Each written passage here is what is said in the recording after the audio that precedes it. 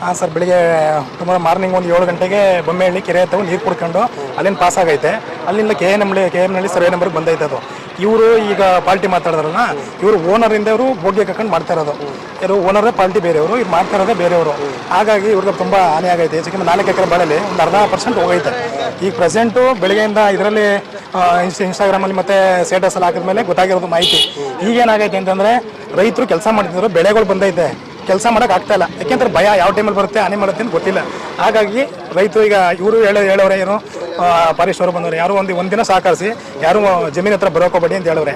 ಸಾರ್ವಜನಿಕರು ಸಹಕರಿಸ್ತಾರೆ. ಇವರು ಬಂದು ಬೆಳಿಗ್ಗೆ ಅವ್ರು ಏನು ಕ್ರಮ ತಗೊಂಡವ್ರೆ, ಒಮ್ಮೆ ಹೇಳಿಂದ ಎಲ್ಲೆಲ್ಲಿ ಬಂದೈತೆ ಪಾಸ್ ಮಾಡ್ಕೊಂಡು ಪಾಪ ಓಡಾಡ್ಕೊಂಡು ಮಾಡ್ತಾವ್ರೆ. ನೋಡೋಣ ಇಂದ ಈಗ ತಕ್ಕ 100% ಇಲ್ಲ ಐತೆ ಅಂತ ಗೊತ್ತಾಗೈತೆ. ಮೇಲ್ಗಡೆ ಈ ಬಾಳೆ ತೋಟ ಇತ್ತು. ಇವ್ರು ಮಾರ್ನಿಂಗು ಹೊಸ ಕರೆಗೆ ಬಂದಾಗಲೇ ಗೊತ್ತಾಗಿರೋದು ಇವ್ರಿಗೆ, ಇಲ್ಲಾಂದ್ರೆ ಗೊತ್ತಾಗಿರಲಿಲ್ಲ ಇದು. ಅದಾದ್ಮೇಲೆ ಪಾಪ ಇವರು ಸದ್ಯ ಸಿಕ್ಕಿಲ್ಲ ಕೈಗೆ. ಅದಾದ್ಮೇಲೆ ಈಗ ನಮ್ಮ ಹುಡುಗರು ಇವರೆಲ್ಲ ಹೇಳಿದ್ರಲ್ಲ, ಈಗ ಈ ಮೇಲ್ಗಡೆ 45 ದಿನದಿಂದ ಪ್ರಯತ್ನ ಪಡ್ತಾರೆ. ಅವರು 45 ದಿನ ಆಗೈತೆ. ಅವರು ಈಗ ಆನೆಗಳೆಲ್ಲ ತಪ್ಪಿಸ್ಕೊಂಡು 45 ದಿನದಿಂದ ಅವರು ಅರಣ್ಯ ಇಲಾಖೆಯವರು ಫಾಲೋ ಮಾಡಿ 1.5 ತಿಂಗಳಿಂದ ಅವರು ಎಲ್ಲನೂ ಆ ಕಡೆಯಿಂದ ಈ ಕಡೆಗೆ ನೈಟ್ ಎಲ್ಲ ಜರ್ನಿ ಮಾಡಿ ಅವನ್ನ ಇಲ್ಲಿ ಗಂಟೆ ಸಾಕ್ಸವ್ರೆ. ಈಗ ಇನ್ನು ಮುಂದೆ ತಗೊಂಡೋಗಿ ಕಾಡಿಗೆ ಬರ್ಬೇಕಾದ್ದು ಅವ್ರದ್ದು.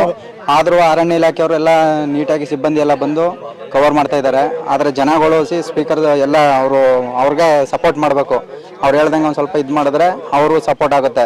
ಇಲ್ಲಾಂದರೆ ಜನ ಏನಾರು ಬಂದು ಗಲಾಟೆ ಮಾಡಿದ್ರೆ ಅವು ತಿರ್ಗಾ ರಿಟರ್ನ್ ಆಗೋದು, ಇವ್ರ ಸಿಬ್ಬಂದಿಗಳಿಗೆ ತೊಂದರೆ ಆಯ್ತದೆ. ಅದರಿಂದ ಸಾರ್ವಜನಿಕರಿಗೆ ಎಲ್ಲರಿಗೂ ಅದೊಂದೇ ಕೇಳೋದು, ಯಾರು ಅಡ್ಡಿ ಮಾಡ್ದಂಗೆ ಆದಷ್ಟು ಬೇಗ ಹಿಡೀಲಿ ಅಂತ ಒದಿಕೊಂಡು ಹೋಗ್ಲಿ ಅಂದ್ಬಿಟ್ಟು ಜನರಲ್ಲಿ ಮನವಿ.